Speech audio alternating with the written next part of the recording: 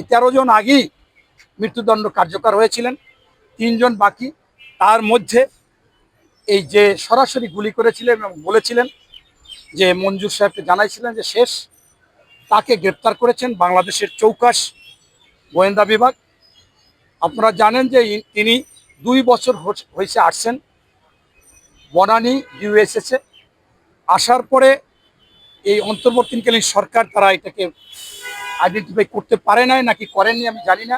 এই সরকার আসার পর এই মোজাফফর হোসেনের মেয়ে এয়ারটেলে চাকরি করেন, তার পিছু লেগে আস্তে আস্তে করে একটা পর্যায়ে ওনার বাসা চিনেছেন, বাসা চেনার পরে তাকে গ্রেপ্তার করেছেন। আমি এই গ্রেপ্তারের মেসেজ থেকে শেখ হাসিনার উদ্দেশ্যে আমি বলতে চাই যে এই বাংলাদেশে ৪৫ বছর পরে শহীদ প্রেসিডেন্ট জিয়াউর রহমানের খুনিকে গ্রেপ্তার করা হয়েছে এবং মৃত্যুদণ্ড কার্যকর করা হবে। সে ছিল একজন প্রেসিডেন্টকে খুন করেছে, আর আপনি হাজার হাজার গণহত্যা চালিয়েছেন। আপনার কেউ ইনিয়ে বিনিয়ে বলতে চায় যে শেখ হাসিনা তো গুলি করে না, শেখ হাসিনা তো হত্যা করে না। আরে আপনার পিএস মতিউর রহমান রিন্টু বলেছিল যে আমি আমার ফাঁসি চাই। কেন?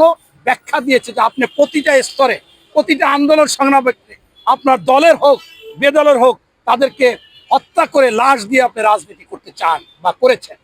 সেই জন্য আজকেও আপনার আওয়ামী লীগের সেক্রেটারি সেতু মন্ত্রী আপনার এই লাস্ট ক্যাবিনেট মিটিং থেকে বের হয়ে সাংবাদিকরা যখন ওনাকে ঘিরে ধরেছেন, বলছে আপনাদের সিদ্ধান্ত কি? বলছে এই কাগজের সিদ্ধান্ত, মন্ত্রী পরিষদের ক্যাবিনেটের সিদ্ধান্ত হয়েছে কারফিউ এবং যখন যে বাইর হবে তাকেই ফায়ারিং করে মৃত্যু গুলি করে হত্যা করা হবে। অতএব এই অর্ডার কে দিয়েছে? দিয়েছে প্রধানমন্ত্রী।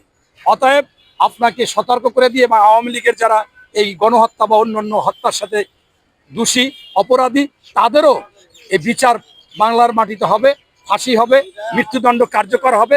যদি ৪৫ বছর পর মুজাফফর আলমের হয় বা তাকে আনা যায়, আপনাকে ৯০ বছর হলেও আনা যাবে। এবং এটা তো আপনারাও দেখিয়েছেন, বঙ্গবন্ধুর হত্যার জন্য আপনারা কত বছর পর বিচার করেছেন। অতএব এর কোনো বিকল্প নাই, এটাই হবে।